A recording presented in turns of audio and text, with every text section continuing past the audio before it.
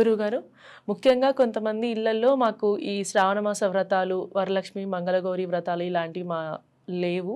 మా పరంపరగా ఏమీ రాలేదు అని అంటూ ఉంటారు.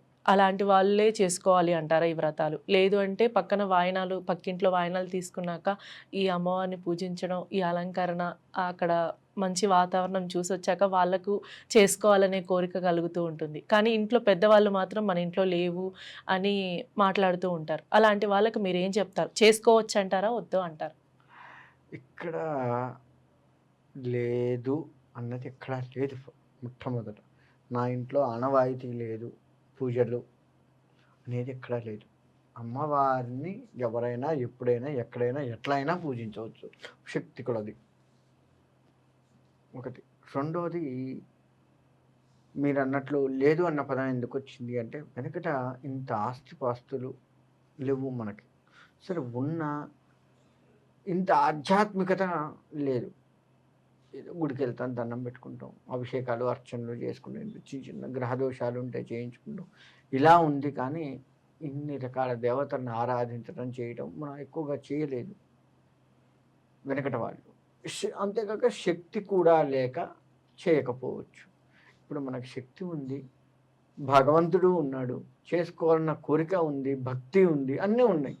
అన్నీ ఉన్నప్పుడు వెనకట వాళ్ళు ఎవరో చేయలేదు కదా, నేను కూడా చేయకూడదు, మా అత్తగారు వాళ్ళు చేయలేదు, నాకు లేదేమో, నేను చేయకూడదేమో, ఇది ఉండదు అసలు.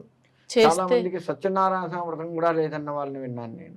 కొందరు అంటారు గురుగారు, చేస్తే కలిసి రాదు, అట్లా చేయకూడదు, లేనివి తీసుకొచ్చి పెట్టకు నువ్వు అంటే. ఇది పర్సనల్గా నేను చూశానండి బయట. ఏంటంటే మా సిస్టర్ వాళ్ళ అత్తయ్య గారు అన్నారట, ఇలా చేస్తానంటే అడ్డుపడ్డారట, కానీ ఆమె చేసింది. అయితే ఇంకా మరి ఇప్పుడు ఆమెకు ఏమన్నా అయిందా? ఆ? కాలేదు. అవ్వలేదు.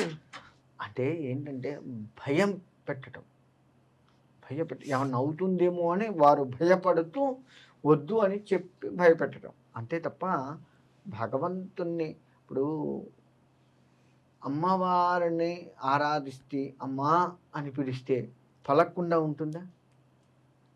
ఇంట్లో అమ్మాయిన కదా. వెలుగుతుంది కదండి. ఇట్లా ఇప్పుడు ఉదాహరణకి మన పాప ఉంది, అబ్బాయో అమ్మాయో నిద్రపోతున్నారు, మనం లేచాం, పని చేసుకుంటున్నాం, 8 అవుతుంది, పిల్లగాళ్ళు లేవలేదు. ఎంత పనిలోనే ఇంకా వాళ్ళు లేవలేదేంది అని చూస్తాం. అవునా? అటు ఇటు మెసులుతున్నాడా, కింద పడుతున్నాడా, మంచం మీద పడుకుంటే లేవట్లేదేంది అని ఒకసారి అటు చూస్తాం, మళ్ళీ మనం పని చేసుకుంటాం, మళ్ళీ చూస్తాం, వాడు లేచి అమ్మా అనగానే ఆ నాన్న లేచావా, దారా నాన్న అని దగ్గరికి తీసుకుంటాం. భగవంతుడు అంతే.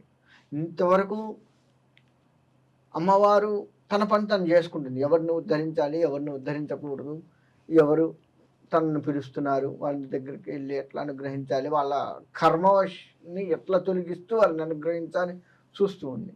తన పని తను చేసుకుంటుంది, మనల్ని గమనిస్తూ ఉంది. అరే ఇంకా ఏంది వీళ్ళ కర్మ ఏంది, ఇంకా నా పాదాలు పట్టుకోవట్లేదు ఏంది, వాళ్ళు ముక్తిని పొందట్లేదేంది అని మన వైపు కనిపెడుతూనే ఉంటుంది. అలా చూస్తూ ఉంటుంది. ఒక తల్లి పసిపిల్లవాడిని ఎలా చూస్తే అలా చూస్తుంది. ఒకసారి లేచి అమ్మా అని మనం కట్టుకుంటే, అమ్మ నాన్న వచ్చావారా, పిల్లగాడు నిద్ర లేచాడు, అప్పటి వరకు మనం నిద్రలో ఉన్నాము. భగవంతుడు అమ్మవారిని ఆశ్రయించలేదు, భగవంతుని ఆశ్రయించలేదు, అయినా మనల్ని కనిపెడుతూ ఉన్నాడు. పిల్లవాడు నిద్ర లేవలేదు, మనం ఇక్కడ ఆశ్రయించలేదు.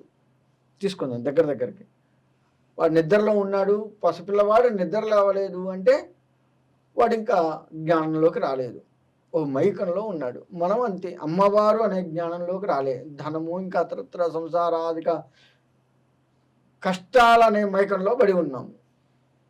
అవి లేచాడు, నిద్ర లేచాడు, పిల్లవాడు అమ్మ అని పట్టుకున్నాడు. అంటే ఇవి పడుతున్నప్పటికీ ఒక్కసారి మనం వాటి నుంచి మేలుకొని భగవంతుడు అనేవాడు ఉన్నాడు, వాడి ఆశ్రయించాలి వాడిని అని వాడి పాదాలు పట్టుకోగానే తల్లి ఎమ్మటే ఆ నాన్న లేచావా నాన్న అని వాడి దగ్గర, దా నాన్న మొహం కడుక్కో, నాన్న పుక్కులు ఇచ్చుమ్మే, నాన్న ముందు మొహం కడుక్కో, బాత్రూమ్ వెళ్ళిరా, చక్కగా తయారుగా స్నానం చేయి, నీకోసం వేడివేడికి ఉప్మా చేస్తా వాడిని దగ్గరికి తీసుకొని వాడి ఆలనా పాలన చూసిందా లేదా తల్లి, కన్న తల్లి.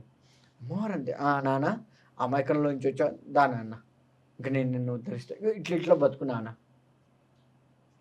ఇట్లా ఉండు. మనకు బుద్ధి ప్రచోదనం, బుద్ధి ప్రచోదనం చేస్తూ ఉంటుంది, చేసి మనల్ని ఉద్ధరించడానికి ఆమె చేయాల్సింది చేస్తుంది. పిల్లవాడే లేవంగానే పిల్లవాడికి ఆకలి అవుతుంది, మొహం కడగాలి అంటే నియమనిష్టలు. మనం కూడా మనకు అమ్మవారు కావాలి, అమ్మవారి అనుగ్రహం పొందాలని ఆకలైంది, పట్టుకున్నాం అమ్మా అని పిలిచాం, ఆమె పులకించిపోయింది, కథం. అక్కడి నుంచి నియమనిష్టలు. ముందు ఏం చేయాలి? పిల్లవాళ్ళు లేవగానే వాడికి ఆకలిందని బిస్కెట్ పెడతావా? క్రిములు అవి ఇవి చేరతాయి, కాస్త నాయన మొహం కడుక్కో, స్నానం చేయరా, శుద్ధి చేస్తాం, మంచిగుండు, మంచి డ్రెస్ వేసుకో, నియమనిష్టలు లేచావు కదా, నియమాలు పాటించు, శుభ్రంగా ఉండు, ధర్మంగా ఉండు.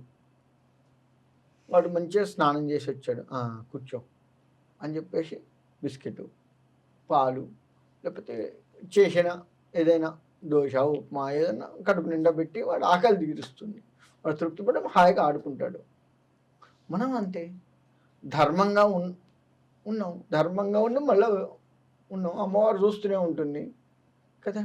చూసినప్పుడు మనకి కావాల్సింది అప్పుడు వాడికి దోశ, ఉప్మా ఏవో చేసింది అట్ట పెట్టాము, మనకు కావాల్సినది అమ్మవారు మనకు అందిస్తుంది, అయిపోయింది.